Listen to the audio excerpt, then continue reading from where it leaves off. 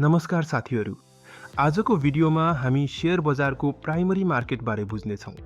IPO, FPO र right share आखिर के हो? सबैभन्दा पहिले आइपिओ अर्थात् इनिशियल पब्लिक अफरिङ। यो भनेको कम्पनीले पहिलो पटक जनतालाई शेयर बेच्ने प्रक्रिया हो। कुनै कम्पनीले पहिलो पटक सर्वसाधारणलाई आफ्नो शेयर बेचेर बजारमा प्रवेश गर्छ भने त्यसलाई आइपिओ भनिन्छ। आइपिओ भर्नका लागि ब्याङ्क अकाउन्ट, डिमेट अकाउन्ट, मेरो शेयर र सिआरएन नम्बर चाहिन्छ। त्यसपछि मेरो शेयरबाट आवेदन दिन सकिन्छ।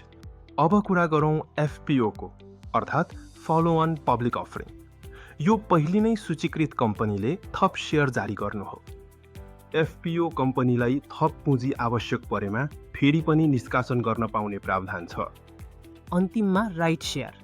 यो भनेको पहिले नै कम्पनीको शेयर भएका लगानीकर्तालाई थप शेयर किन्ने विशेष अधिकार दिनु हो।